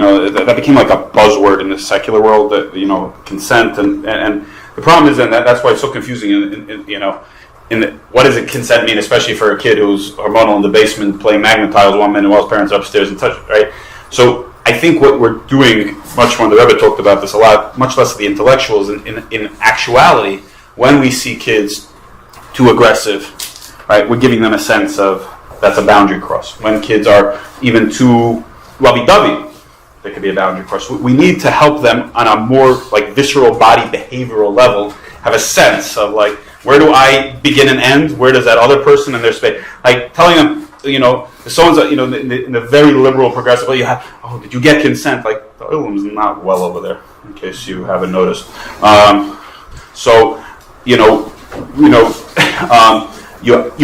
want to teach those concepts in an as embodied, regular behavioral form as possible. Okay, values. So this is where really it's your time to shine. What are the values that the Torah Chassidus has about our bodies, about these challenges, about what it's ultimately for, and even now? So a lot of times we give these messages, and even many of the Rabbanim I deal with, it's like, it used to be that they got married at 3, and then they got married at 13, and now, sorry, Chevron, somehow, the design flaw, about 100 years ago, things went off course, and now, sorry. That's apikoros as far as I'm concerned. Hashem didn't forget about our dar. He didn't forget about these children. The fact that they're going to get married, 10 years after minimum of puberty hitting is not some flaw. This is a challenge. And so the messaging, like, oh, you used to be able to get married, like, what is he supposed to do with that? Okay, Mom, set me up with, the 9th grader, right? Well, what do you want them to do with that, right? So we have to be real that, okay, this Hashem made this as one of the great challenges for youth in particular. And don't tell them, it all is okay when you're married. You see just how okay it is when you're married. Things are not so simple, right? But the idea being, that challenge isn't a mistake. Challenge is why we're here. Challenge doesn't mean you're bad. Falls don't mean you're bad, right? The darker your struggle, what that means, and this is the goiness of Chabad thinking, is that means you have a higher level mission. The darker the place that you're in, the more far-flung and off-the-grid your shlichus, and I mean internal, that means Hashem says to you, I need you. Like, lahavdil, the troops going in, I marvel at these 19-year-old boys and girls going into the tunnels in Gaza and Lebanon. They don't view themselves, I have to be in the darkest place on earth. They go. Why? Because they know, I'm on shlichus, I have the most important mission on the planet, is to go into the darkest places and rescue. So that's Chassidus. Dark places isn't, you didn't finish Shas, right? Wow, they're gonna make a whole movement out of you. The dark places means in my thoughts, in my fantasies, in my sadness, in my depression, in my shame, in my toxicity, in all the areas, in my jealousy, all that stuff, my insecurity about my body, that's all Hashem made. And that means I'm supposed to bring light there. And that means there's going to be enormous darkness. I'm going to get yanked in there. And that goal is just don't get stuck there. Come out of that and bring light. The idea of a lamplighter, right? So it's so easy, it's so beautiful when you talk about it.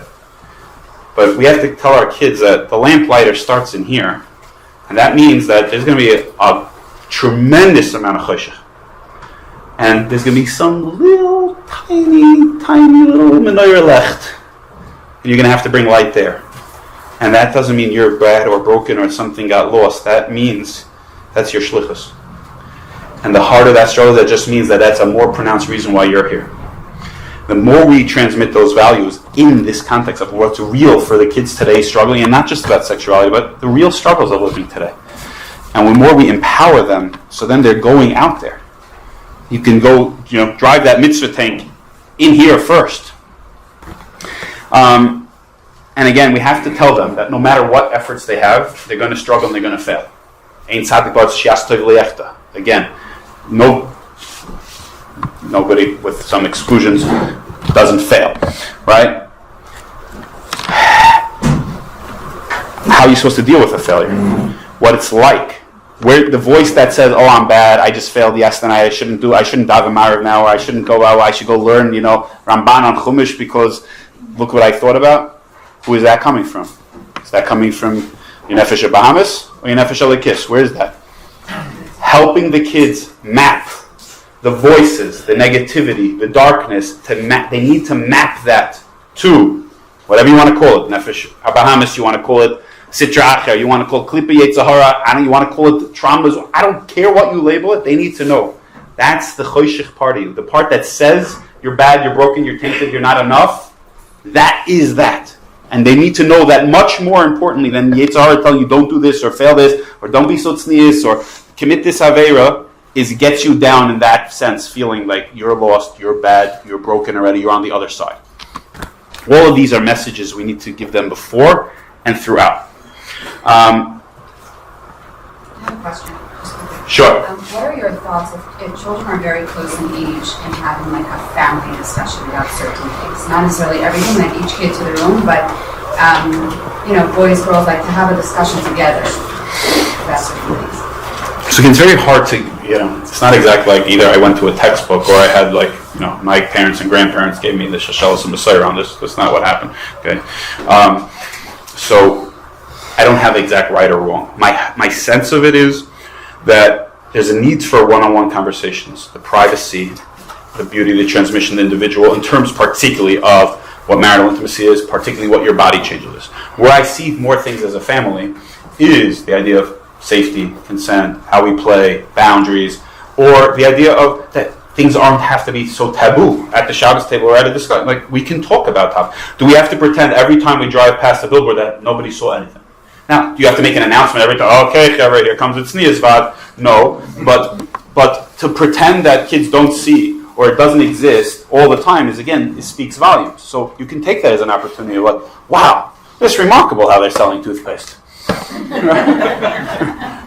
Right? And how that impacts us, right? Why is it sold that way? And then how does it make you feel about yourself afterwards, right? These are all educational opportunities. Most things, if we get out of the fear zone, then they just present as chinuch opportunities. So again, I've been saying that really this is since time immemorial we've been challenged with this, but I will just mention that we are living in the areas we're living in a different world are that it's called the 3 A's, where the anonymity, affordability, and accessibility of sexual content is historically unprecedented.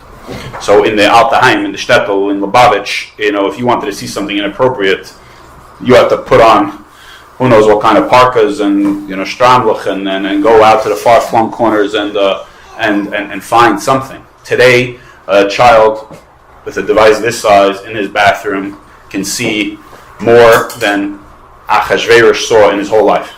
Right? So the kings of antiquity were the biggest mushchasim ever. Literally in 15 minutes, the kid will see what Achashverosh never cholamed of.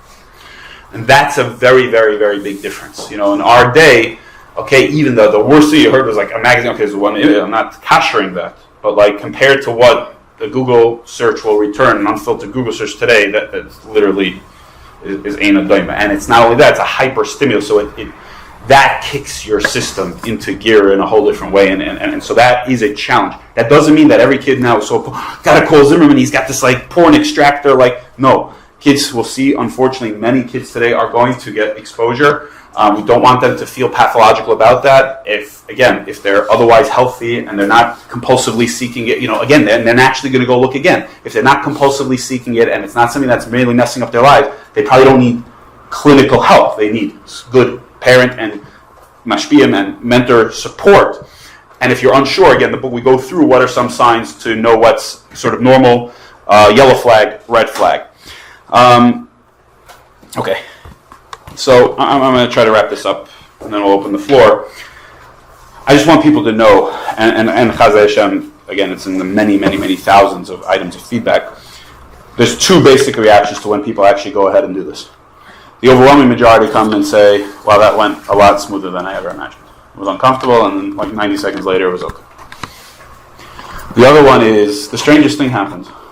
I do that, and a week later, my daughter tells me she's being bullied at school. My son tells me this guy tried to molest them. My daughter's telling me about this problem with her teacher now. Like, what's the connection? Because until now, we haven't been talking to kids really about what's real struggles in their life. And so they don't talk to us about it. When we show up and we open up, it's kamayim panim al panim. When we're real and authentic in our chinuch, they respond. And it's transformative. So, and the truth of the matter is, we have absolutely nothing to fear. The Torah gave us this guidepost. Hasidus gave us this guidepost. And again, this is our shlichus, both here for ourselves individually and for our families. So, again, we talked about, the Rebbe says that the Iker Chinuch is you, and then going with your challenges and your experience and sharing that with your children. We talked about, that we need to make a Tomchei Tmimim and explain all these stuff in the Svarim, in the Chasidus, all the stuff that we get, we need to put it into our homes, into the intimacy areas, into the close proximity areas. The uplifting the sparks, that this not only is not bad, this is dir b'tachtonim. What is tachtonim? Yeah, as deep down as you think, Hashem wants dwelling there. And there's no really, and I don't mean this just to pump you guys up, again, I did not come from Lubavitch background, trust me. There's no Chasidus or writings that are as open and as exquisite about the human struggle and the human psyche from a spiritual lens and about dealing with darkness like Lubavitch Chasidus.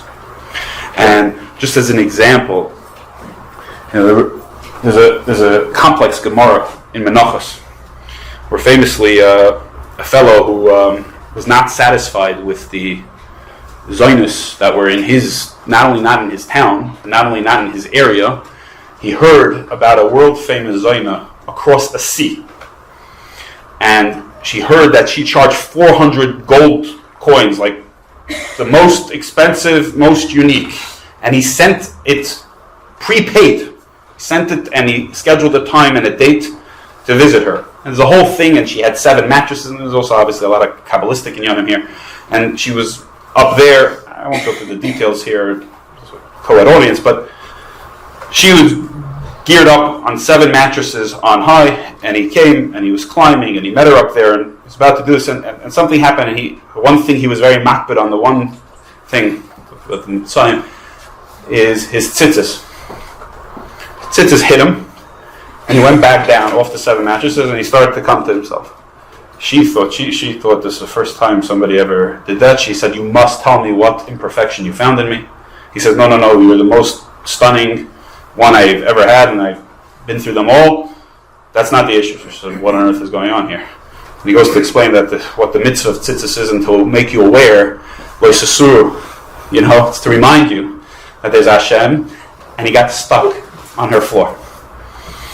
And he was proud. He couldn't go up, he couldn't go down, he got stuck. And finally, she said she never saw anybody with that sort of self-control. She said, who are you? What are you? He's like, "I'm a Jew. And those are tzitzis." And she says, "I'm not letting you go until you write down your name and where you're headed on a piece of paper." He gave it to her and he leaves. And he goes back to his yeshiva to learn. She comes to find him. She goes to the Rosh Yeshiva. And she says, "What are you doing here?" He says, "I want to convert to Yiddishkeit." "Okay, when some of you met a man?" She's like, "Yeah, here's his info." Can't make this a Gemara. So they said, "Okay, she's legit. She's do this." She says, "Wow, go take what's yours. Go take him." And the Masada, the Kedushin, and the honeymoon suite, she brought those 7 mattresses. So the Rebbe, only the Rebbe could say such a thing, asks, "What do you do with the 7 mattresses? You know what happened on those 7 mattresses? You know what they embody? It's literally sin incarnate. All the people she served, what they were going to do on this. Why didn't they take this out and make a grand bonfire, and torch them?" The Rebbe says, never kill your drives. Never just destroy darkness. And that is going to become where they do the mitzvah. The message of Chabad Hasidus really is, and sometimes it takes an outsider to remind you what you have, is that we don't torch our drives. We don't torch darkness. We don't even look about the biggest failures we have and say, "Okay, delete, burn." We bring light there. If we'll be honest and we'll bring light to the bad experiences we have, and we're going to say, "I'm going to heal that, and I'm going to not let my kid go through that. I'm going to let my kid know that all that stuff that looks like tachtoinim and darkness and schmutz and terrible and not sneers, that's all divine, and that's all your job is. Bring a little light." Then we'll be what real shluchim are, lamplighters. Thank you very much.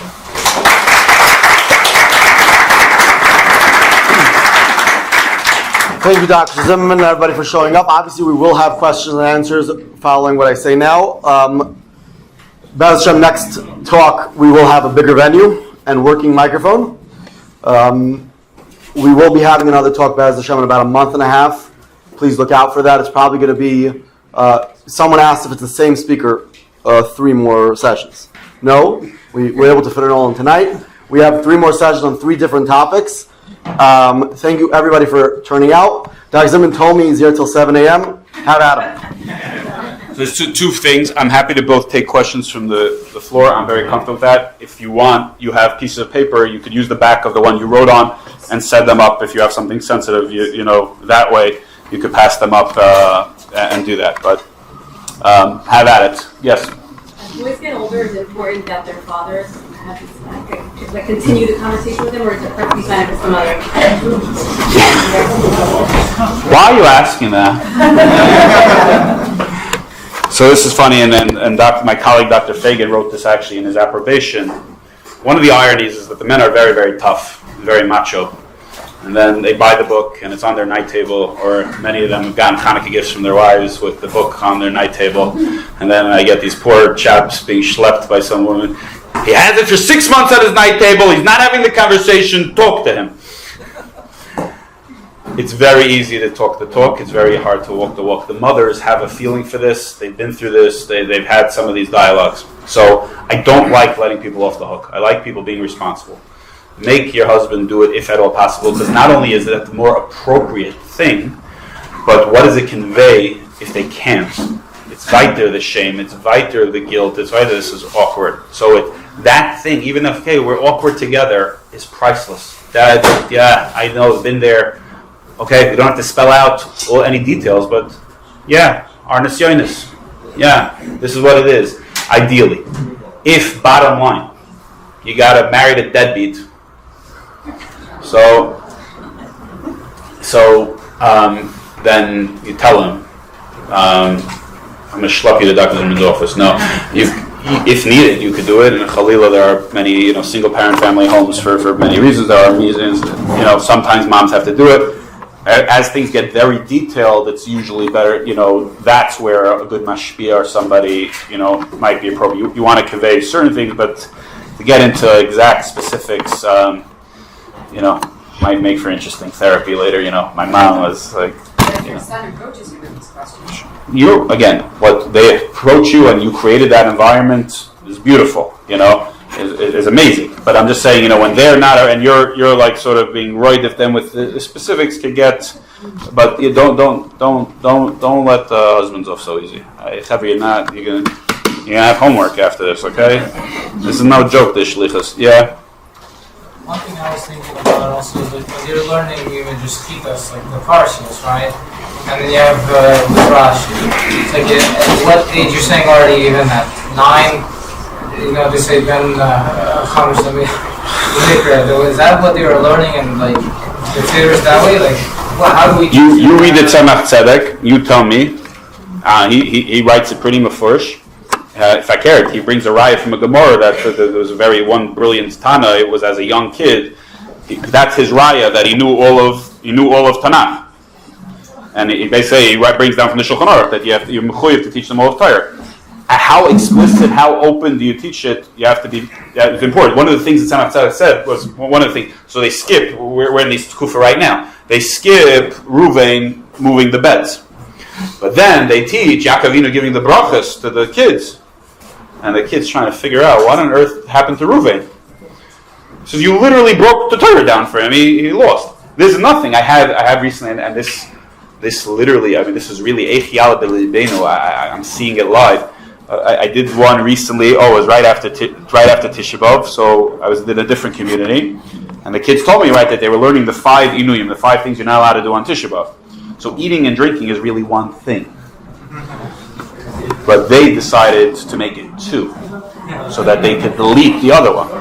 So literally, the Kuzari says the way we transmit Torah is "Ein adam manchil sheker l'bnoyu." You literally, Chalil, can you imagine he'll be over. If nobody ever corrects him on that, or what does he think his Rebbe taught him, right? They have other I was in Canada, and there, so they translated the arayis as a fake marriage. pretty euphemistic, fake marriage. So the problem is this kid was actually paying attention. So when they learned that arise, there's no marriage, you can't marry it. So the marriage doesn't work in Jewish law. So he said, so if it's fake marriage, marriage don't work. What's the problem with them? And now his father's purple.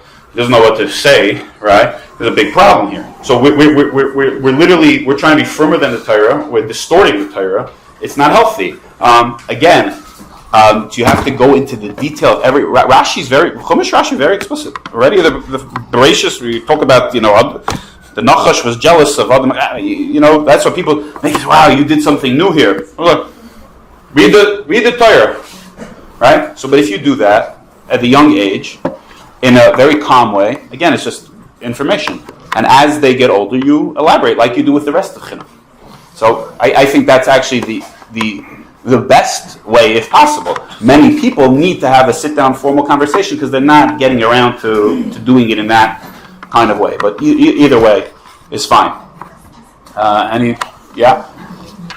If there's, let's say, like, you're concerned about kids touching each other and stuff like that, like, you didn't address what to speak about under the age of 7 and how to address that in an appropriate... So really this entire, again, it's impossible to do a book in a talk as it is. I'm rambling on and on. But under 7 is really not the domain. Really, if you kids don't, there's no safety kid program in the school, in the community, whether it's safety kid or Magenu or something.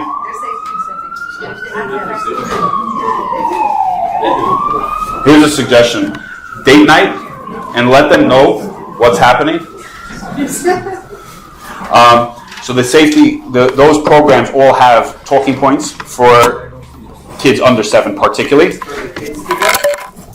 Usually there's a component for parents, for schools, and for children themselves. In the appendix of my book, which is also available as a handout on my website, does have what I use for community education when I talk about child safety. You can see on my website, you can have talks about that. But the appendix is it's probably like 12 regular pages, I don't know how it works in a book form, of the specific messaging and the guidelines and the safety program, and then throughout the regular book, how you do boundaries and supervision and talk to kids about safety over 7. So, but that should be, I mean it seriously. The data is very clear that the talking to the kids themselves is the least effective part of safety education, particularly for young children. So, parent policy, parent supervision, school-based policies is what's needed. So definitely they should be on top of that. Anybody else? Okay. No. Yeah. It was very well stated the fact that the subject should not be brushed under the rug. But you made a statement that I wasn't so convinced about yet, which is to make it as approachable or non-taboo as any other subject. Meaning, even in this venue, we're not speaking the same way you would be talking about a different subject. So having dialogue, that's well stated. So very, very, very important point. What I mean by that is that we want to put it together. It's a topic that can be discussed. Are you going to talk about this the same exact way you talk about Lashon Hara? No. Is there a reason that the Torah uses a euphemistic language? The Rambam says that's why it's called Am Kaddish, because we use a Kaddish language. Yes, but the difference, what's crucial about that, is that that's not about shame. Here's very, very important, you said. What do we cover in Judaism? What gets covered? Holy things. Holy things. The Paroiches, Mezuzah, Tefillin, our bodies, intimacy. It's not a dirty, disgusting thing you got to suppress. It's beautiful and holy, and that's why it's sensitive. Our sensitivity to it is not because it's schmutz. It's because it's nuclear reactor energy, and you're careful there because it's the most profound. So we're transmitting that way that I'm talking about this differently, not because, you're disgusting because you have this. I'm talking about it differently, and we even educate about that. We say kids naturally, the HR wants you to joke about it, wants you to make it like everything, it wants you to make it nothing. Look what they did, the Goyim did it to it. Look what they made it. They took the king's crown, or the queen's crown, and they tossed it about in the street. The reason we do this is to restore the kedusha, the holiness of it, not because bad. So that's an important aspect of it. What if parent intimacy relationship's not great?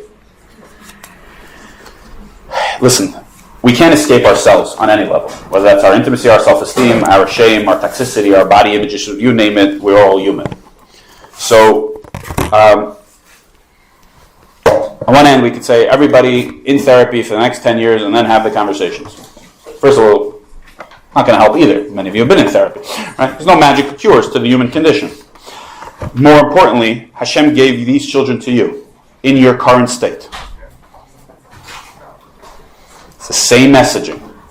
Dir b'tachtonim. You might be in a rough spot. Shalom Bayis might not be great. Parnosim might not be great. You have a kid who's struggling with this. If you haven't noticed, this world is not for perfection. Everything is imperfect. We are deeply imperfect. Our children are deeply imperfect. Often our marriages, and that doesn't mean we're not striving. And so you try to give what you can. You try to instill what you can. Obviously, if there are a lot of, it's not so much the intimacy that's likely to play out, but the lack of connection, the certain, how they see parents relate in the public, and how they see them look at each other, speak to each other, act towards each other, is going to have a profound effect. I'm not going to lie to you, but at the same time, that's who Hashem gave you, and you're going to try to uplift it as much as possible. But also, there's an interesting thing. Okay, this is Hasidish, but not Chabad, but this is from Shloimie. The Yeshiva Shalom says a very interesting thing. Some father asked him that he's not really much of a Talmud Chacham. Maybe he wants his kid to really be into learning. So Shloimie told him it's a very interesting thing. I know a lot of people are not so rich, but yet their kids really want money. Why? Because their parents talk about money and people with money all day with such excitement. So if you at least give them what you value, something. So there are ways, but also use this as an opportunity, as a wake-up call, and say, there's a good chance that there's a decent percentage of how our kids' marriage is going to look like based on our marriage.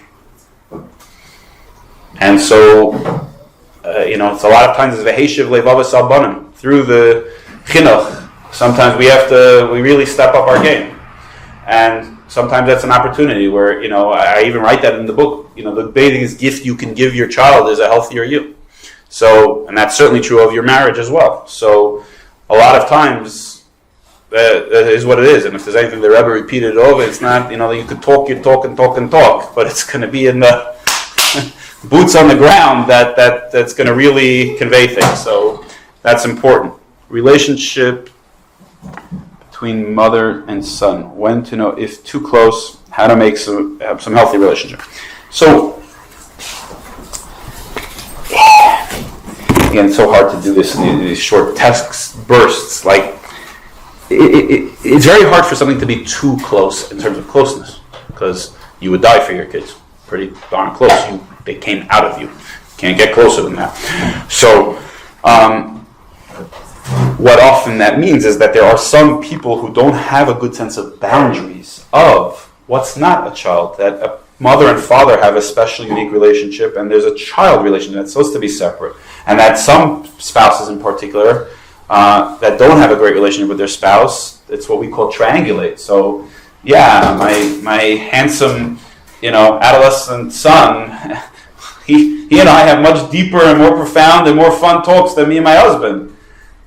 And at some points that can get where, that can cross the line like anything. You have to look at yourself honestly, how much of this is just me being there as his mother and a relationship and being there support, and how much of this is other stuff. And again, we're often blind to our own stuff, and that's good to have somebody outside yourself to, a really good friend, I don't know, what's the female version of mashpia?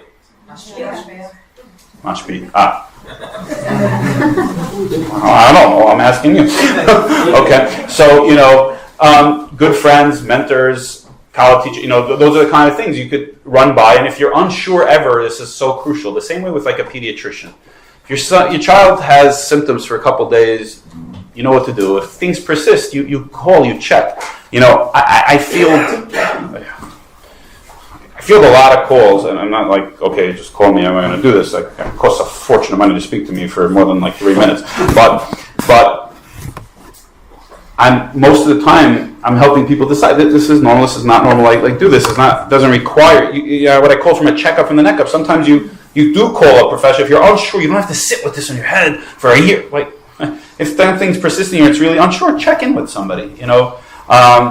Yes, somebody was raising their hand back there. Yeah. Earlier that there are specific warning signs, or when to know children will be exposed. Most children nowadays, or whatever it is, when to know, when to start being concerned.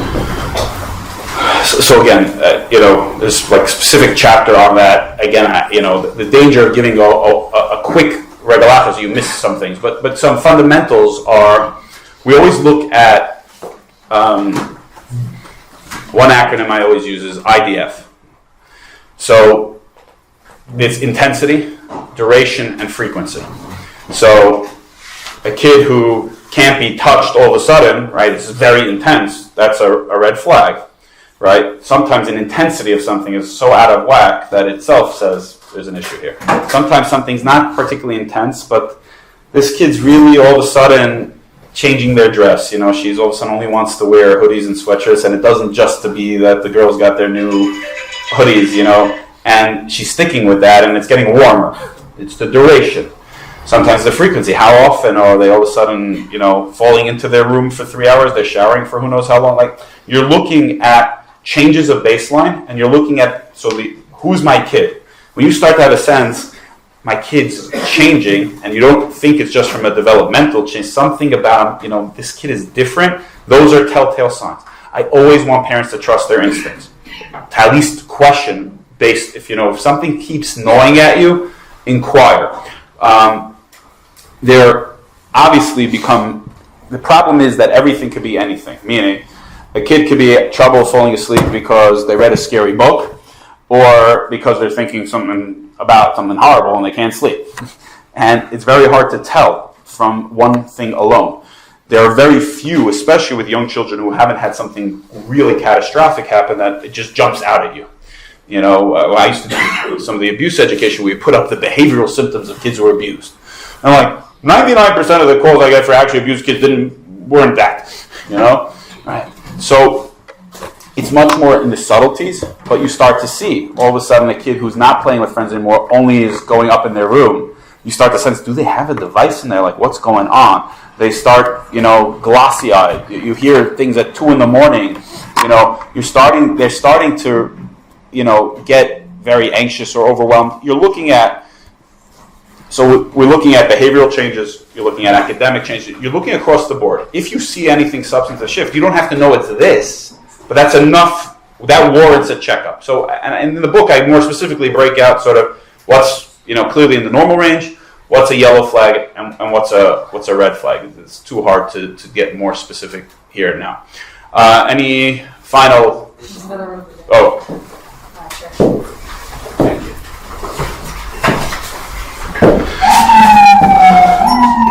How would you approach a child that has watched homosexual porn? So this comes up almost every talk I give.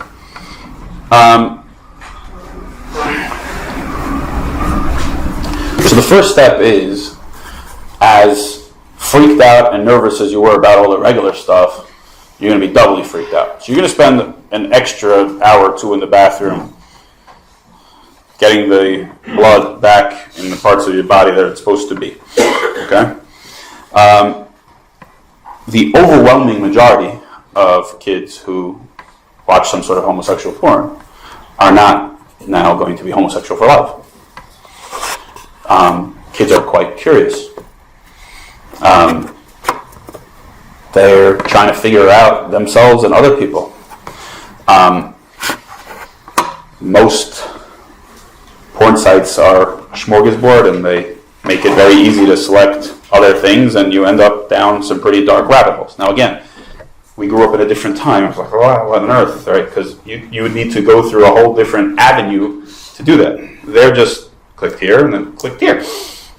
Or didn't even click. It just auto-played it for them. So we don't want to freak out. We want to approach them as totally normal as okay, let's talk about what's going on for you. What are you looking for?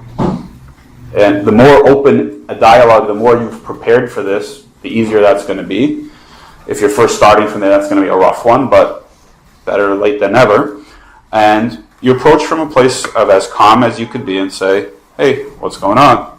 And you don't want to go down a whole federal investigation. So what are you, right?